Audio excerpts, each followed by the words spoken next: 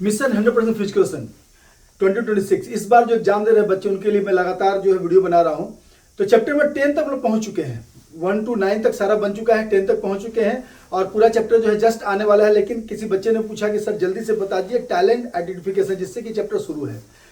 तो बिना समय गवाए मैं उसको बता देता हूं ताकि जो है आपका कंसेप्ट अगर कहीं फंसा हुआ कि इसको कैसे लिखना है, क्वेश्चन कैसा आएगा, तो इसमें आएगा कि टैलेंट आइडेंटिफिकेशन क्या है और इसके प्रोसेस क्या है। तो जब भी स्पोर्ट्स हम लोग खेलने शुरू करते हैं तो कोई भी स्पोर्ट्स टीचर या गेम टीचर जो होते हैं वो क्या करते हैं, टैलेंट को आइडेंटिफाई करते हैं कि कौन किस बच्चे में टैलेंट है, उसको कैसे फिर डेवलप करते हैं। तो इसके प्रोसेस 5 है। तो इसको याद रखने के लिए आप ऐसे भी कर सकते हैं, 1 सन बहुत आसान है, सूरज एक होता है, 1 सन 2 सू एक पेड़ सू, 3 ट्री 3 पेड़ का कोई कल्पना कर सकते हैं, जो तीनों पेड़ आपके घर के पास लगाए हैं वो तेजी से बढ़ रहा है, 4 डोर दरवाजा है 4, कोई राइमिंग है। आप ऐसे कल्पना कर सकते हैं कि एक आदमी घर में 4 दरवाजा था, बोले कि 4 दरवाजा क्यों एक ही रूम में लगाए हैं, बोले क्या बताया, ऐसा है कि चारों दरवाजा से अलग अलग जगह हम एक साथ निकलते हैं, बहुत जैसे कर्ज ले लिए, कोई इधर से आता है उधर से भाग जाते हैं। और 5 जो है वाइफ, ऐसे आप कल्पना कर लीजिए कि जो है किसी का भी जिनकी 5 पत्नियां उनका क्या हालत होगा उसकी कल्पना कर लीजिए और उसके बाद जो है इसको सुनिए, तो आपको याद आ जाएगा कि कैसे इसको प्रोसेस को याद रखना है। क्योंकि 5 प्रोसेस इधर उधर नहीं कर सकते आप, यही 5 प्रोसेस एनसीईआरटी में, यही 5 प्रोसेस लाइन से लिखना है। तो सबसे पहला 1 सन, जब सूरज निकल रहा है सुबह सुबह तो टैलेंट का डिटेक्शन कर रहे हैं हम लोग कि किसके पास क्या टैलेंट है, उसको डिटेक्शन करने में छांट रहे हैं। दूसरा 2 शू, जूता पहनने के बाद जो है हम लोग जो है टैलेंट उसके बाद आइडेंटिफिकेशन में जा रहे हैं, मतलब टैलेंट डिटेक्शन उसका टैलेंट आइडेंटिफिकेशन। जैसे आजकल क्या है ना, अच्छा जुता पहन के ही लोग स्पोर्ट्स में घुसता है, पहले जैसा गरीबी नहीं रहा। तो टैलेंट आइडेंटिफिकेशन कैसे हुआ कि कोई नाइक का पहना है, कोई किसका पहना, उससे।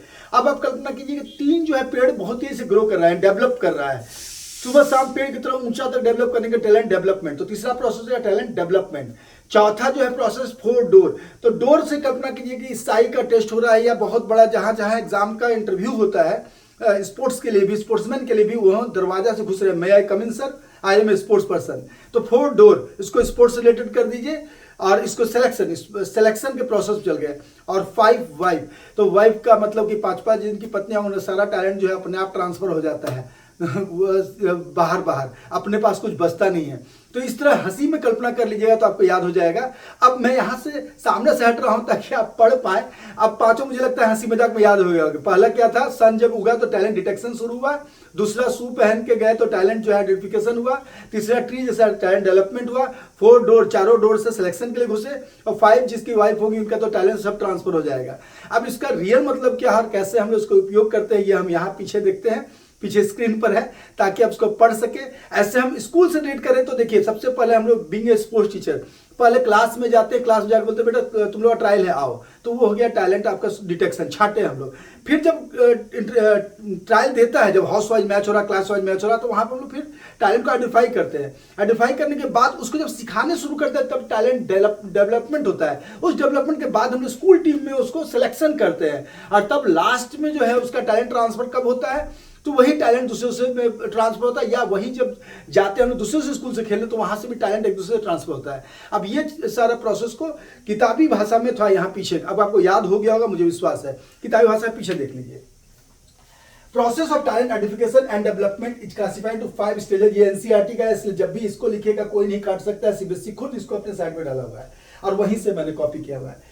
पहला talent detection, this is the discovery of potential performer who are not currently involve in the sports. शुरू में गए और देखे कि अब ये स्पोर्ट्स में नहीं है, उसको बुलाए पहले डिटेक्ट करने के लिए, तब फिर जब खेलने लगा तो लगा कि इसमें क्वालिटी है क्या, recognizing participant with the potential at an earlier age to become elite perform in future. हम लोग देखें कि इसमें है कुछ बात, जैसे संजय फोगाट जी पे मैंने जो पीएचडी की थीसिस लिखी थी, तो उनके गांव में गया था, तो उनके कोच जो बचपन में कोच बताया कि इसका हाथ तो बहुत लंबा था, बड़ा बड़ा था, तो मुझे लगा वॉलीबॉल बहुत अच्छा खेलेगा, तो वहां टैलेंट आइडेंटिफाई की। फिर talent development provides athletes with a suitable learning environment to accelerate or realize their potential।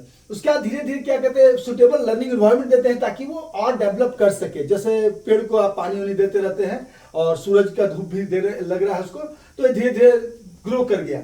अब talent selection, The ongoing process of identifying individuals at various stages of development who demonstrate prerequisite performance level, यानी कि अब उसके बाद अगर state लाया तो state में, नेशनल आया तो नेशनल में, आगे आगे जो है टैलेंट सिलेक्शन होते रहता है। और last but not the list, talent transfer focuses on transfer from one sport to another sport where there are more significant opportunities to succeed। अब क्या है, किसी को टैलेंट लग रहा है कि बास्केटबॉल जो है बहुत अच्छा खेल रहा है, ये वॉलीबॉल में ट्रांसफर हो सकता है। तो ये पॉजिटिव ट्रांसफर, निगेटिव ट्रांसफर दोनों होता है। ये इसमें चूंकि आपके सिलेबस में नहीं है, लेकिन ये ट्रांसफर जो है टैलेंट को ट्रांसफर किया जा सकता है। एक टैलेंट को दूसरे स्पोर्ट्स में प्रयोग किया जा सकता है, एक लेवल को दूसरे लेवल में प्रयोग किया जा सकता है। These 5 steps are common across spotting in talent identification and development system and are often operationalized within the everyday practice, that is identification or selection for the next step of program is influenced by performance in the previous development of environment।